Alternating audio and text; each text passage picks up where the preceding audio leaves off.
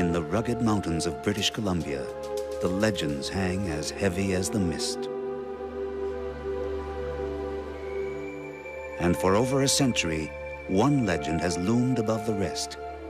It's the story of old Slumach, the Salish Indian. The story of one of the greatest gold mines ever found, and the curse that hangs over it still.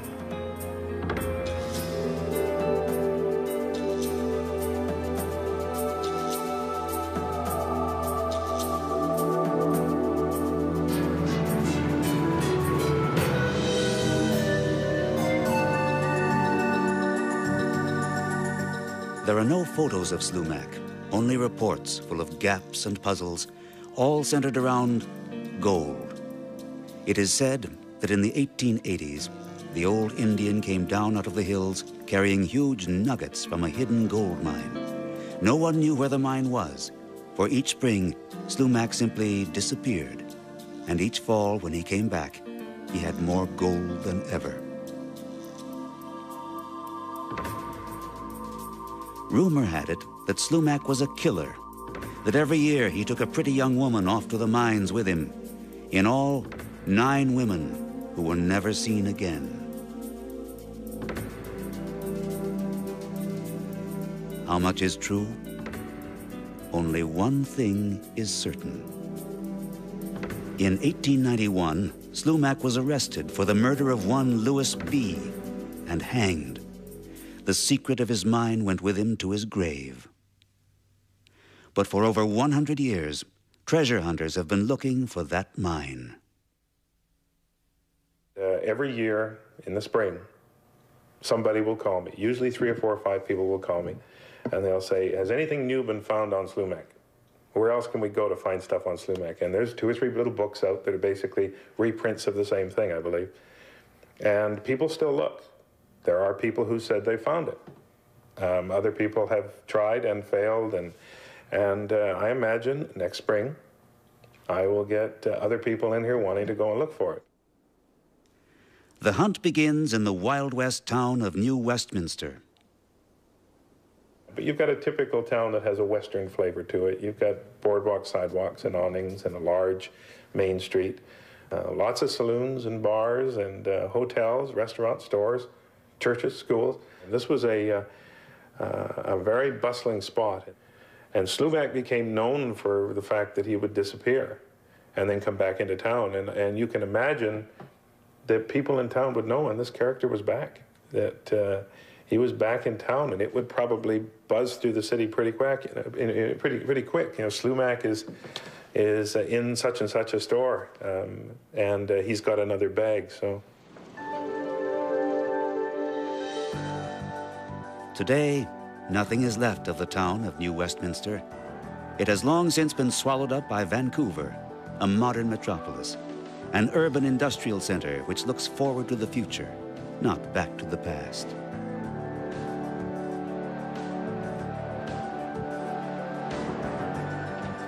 The romance of the old Wild West can no longer be found here. Yet, only 60 miles north of Vancouver, everything is still as it was in Slumach's time. It is here, at Pitt Lake, that the old Indian would set off each spring, heading up into the mountains. And it is here that the trail for the legendary gold mine begins in earnest. We have come to Pitt Lake to unravel the dead man's mystery, to start our own search for Slumach's gold.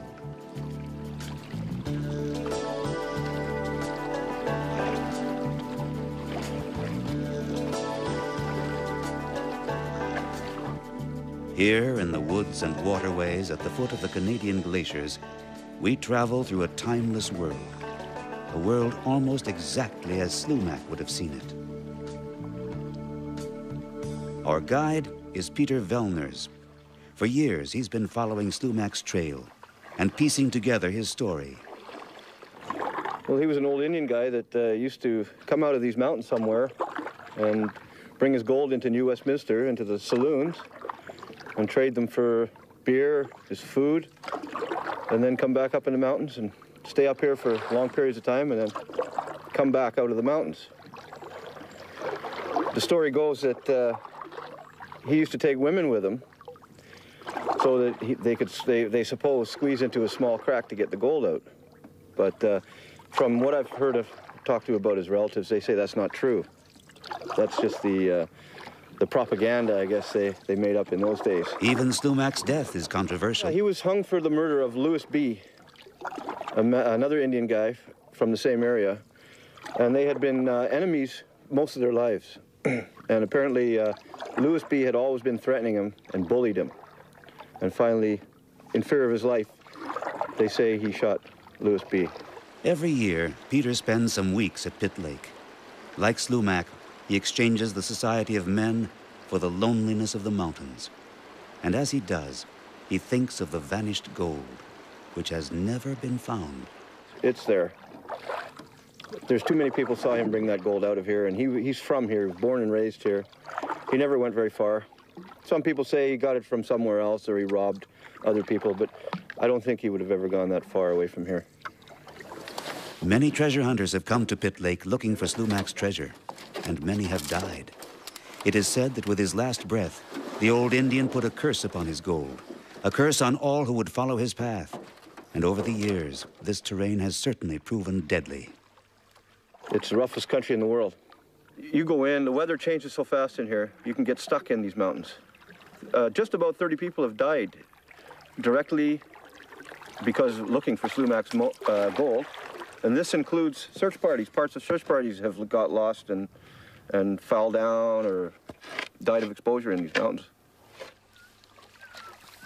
Yet a list of dead men, no matter how long, cannot deter someone who has been seized by gold fever. Every treasure seeker relies on his own experience and concentrates on one goal, the mine. And rumors of the occasional gold find, small as they may be, only enhance the legend. And there's been many guys looking for it, and a couple have found gold in here. But they didn't tell anybody either. They are all silent, the dead and the fortunate few. So which way do we take our search?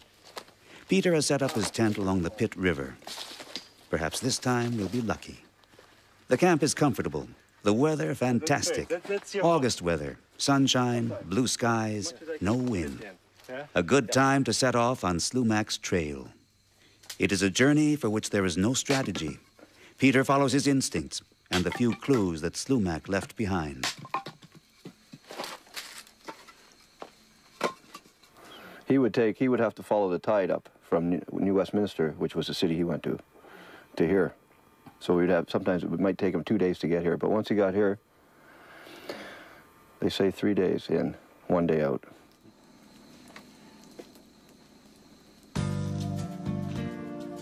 The next morning, we set off on our journey. Peter is one of those very special types that seem to thrive in the Canadian mountains. Trailblazers and loners who find their way around the wilderness better than the big city jungles.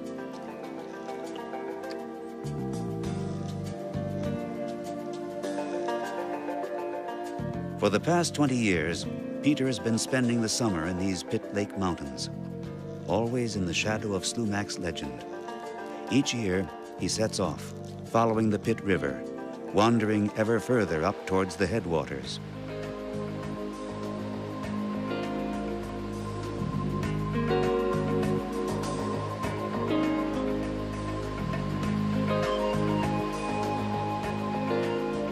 It is not a journey to be taken lightly.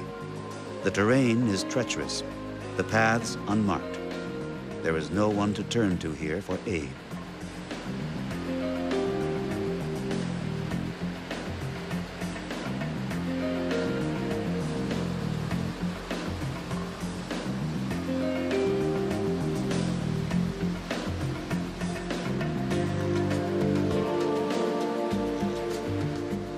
Through these hills, there are few simple trails.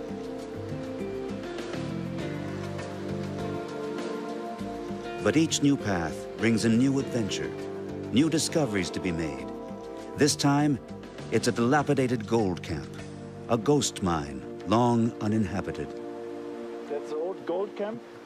This is somebody's old gold mine. Yep. Looks like at least 50 years old. Yeah. maybe 80. Slumach was not the only one looking for gold at the turn of the century. British Columbia was the land of gold creeks. The earth smelled of gold here, and this smell drove the prospectors into the wilderness, where they lived, alone, God-forsaken, just a few tools to keep them company. All their old axes and frying pans. They had to carry that all in here. The tools are rusty, the camp abandoned. Did the prospectors who built this cabin find gold? They must have.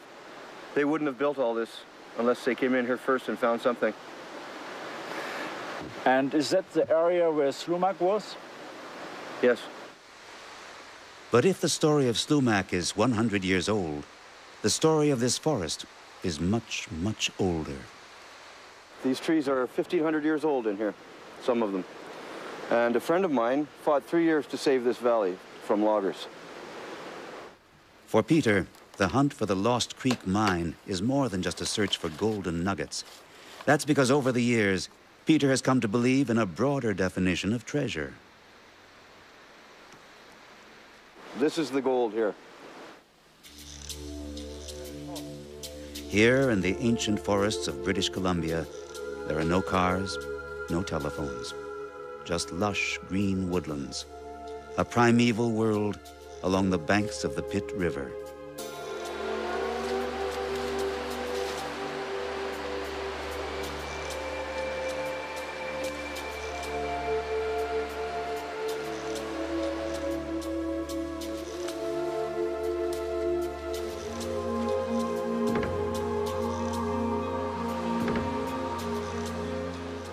On Slumach's trail, the reward lies not just at the end of the journey, but every step of the way.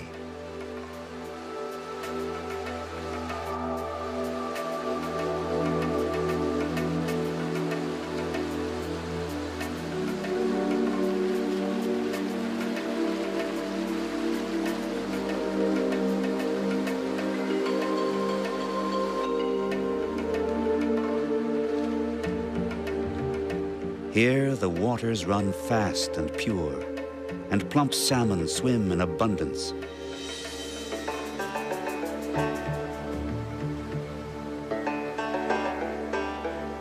For Peter, the true wealth of the forest lies not in gold, but in freedom.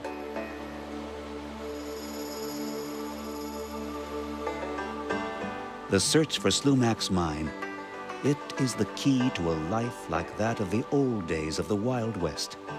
A life unspoiled, uncomplicated.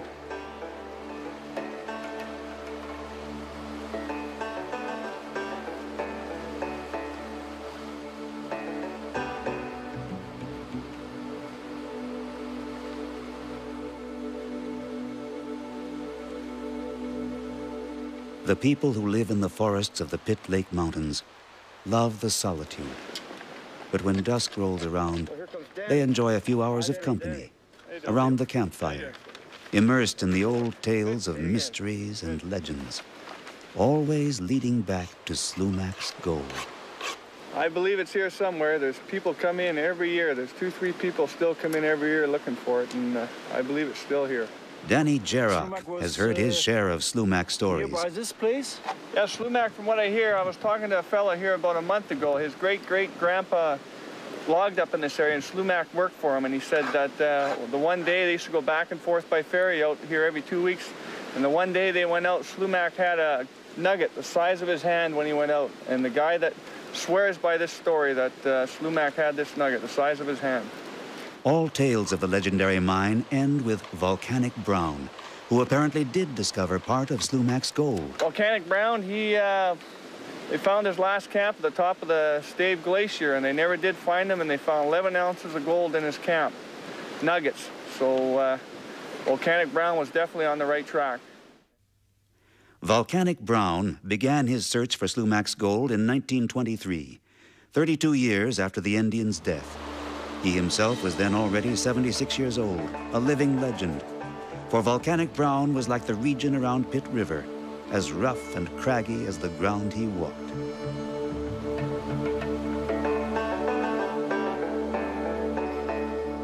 Brown was a pioneer in a land of pioneers, a jack of all trades who never stopped dreaming. And in our dreams, he lives on. If we want to find Slumach's mine, then we'll have to follow old Brown's trail.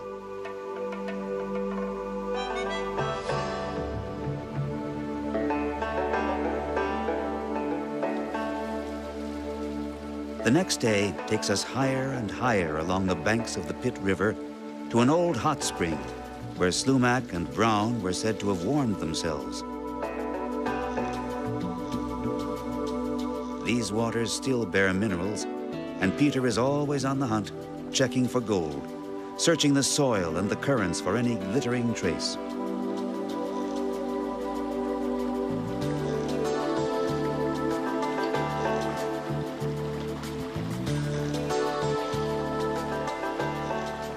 Maybe he'll strike it lucky, like Volcanic Brown, who challenged fate even as an old man and really did discover gold.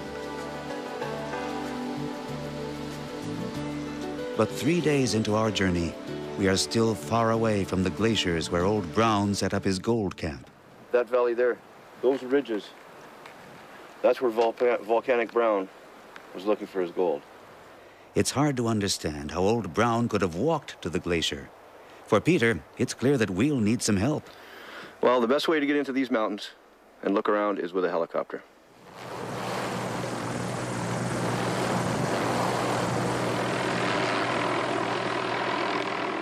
From here on out, we'll take to the air. For we don't want to tempt fate in a region where a curse hovers. Slumach's curse would, in fact, fell even Volcanic Brown. In the late summer of 1930, Brown failed to return from the mountains. In the fall, a group of men set out in search of him.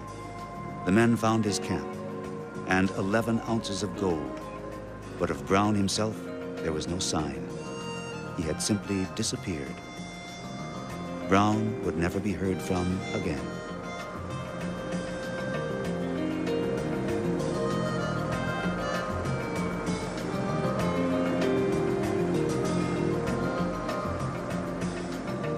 What willpower men like Slumach and Volcanic Brown needed to set off into such a fierce and hazardous world, an untamed realm of wild animals and barren peaks. Slumach and Volcanic Brown accepted the challenge of the wilderness. They braved the cold, the ice fields, the storms, the unforgiving terrain.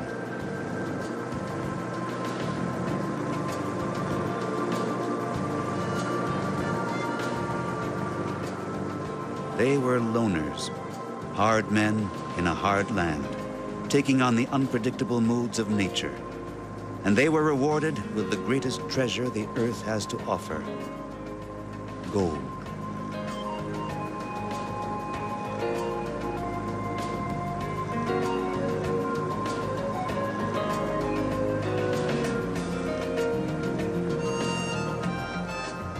Today, there is no trace of Volcanic Brown's camp in these mountains. Our search has come to a dead end. And yet, there is one more trail, one more clue to be followed through the jagged coastal peaks of British Columbia. For Volcanic Brown was not the only person to venture this far in search of Slumach's gold. Another treasure hunter reached the ice fields of the Pitt Lake Glacier looking for the Lost Creek mine.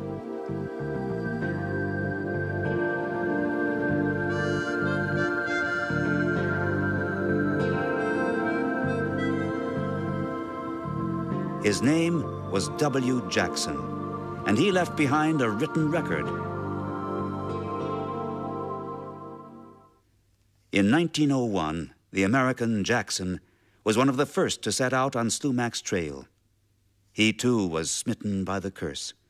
But in the weeks before he died, he wrote back, claiming he had discovered Slumach's mine.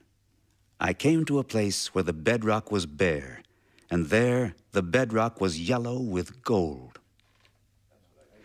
Many treasure hunters carry copies of this letter with them, and experts claim that it's genuine. The original letter was date stamped from a government office, and that date stamp I examined very closely. I know who found it, and the letter is interesting, and it's probably the key to it. It uses certain phrases that were only used in the 1880s and 1890s, such as light out and O with an O, which is an American phrase. So the original letter is genuine. There is an area there was some 3 words left out. We think it's a blind canyon. There's no doubt that that Slumach had something to do with it. I'm not sure. It has been called the Slumach treasure. I think that Shotwell, or one of the others, did find it. I don't think there's any doubt about it. He makes certain comments about the Bank of British North America in San Francisco, and he calls San Francisco SF, which was usual with the Americans. So when you look at that letter and go over it very, very carefully, it's not like other letters that sometimes are genuine and sometimes are not genuine. This is a genuine letter. And the terminology makes it genuine, and the date stamp makes it more genuine. Bill Barley is himself a treasure hunter of the old school. Since his childhood, he has been roaming through the ghost towns of British Columbia in search of traces from the past.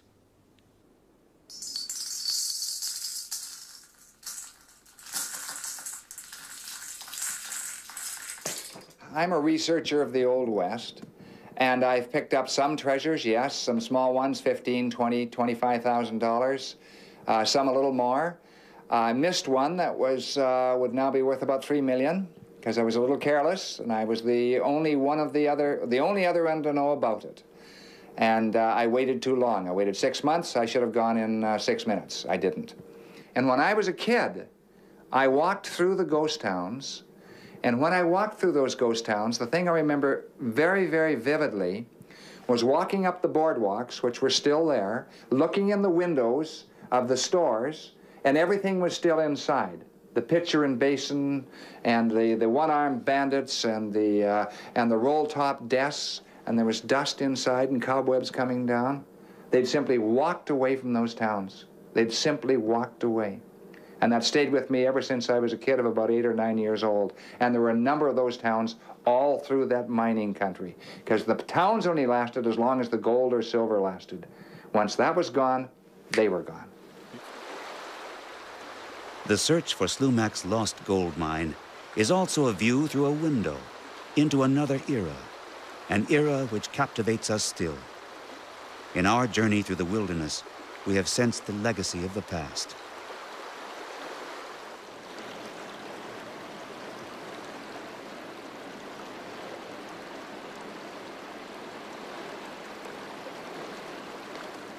Here in the solitude of the Pitt Lake Mountains, the legend of this loner has come to mingle with the landscape.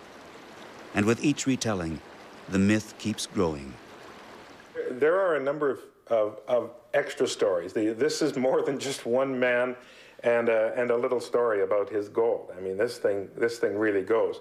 Most people who deal with it simply look at the fact that he did kill someone. And there are comments that I have read, and other people doing research, that was more than one person.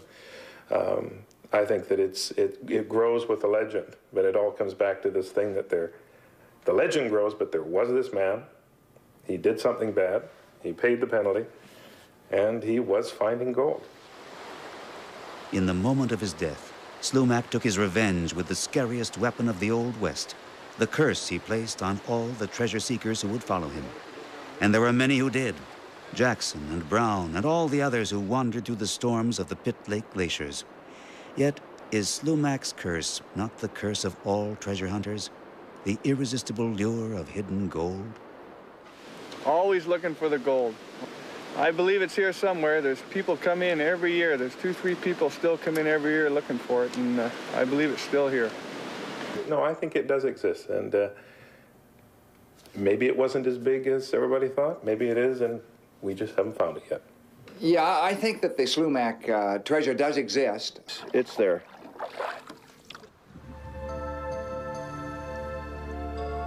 Some say that Slumach's ghost still hovers over the Pitt Lake Mountains, that his name is still whispered by the wind, the river, the trees, and the mountains.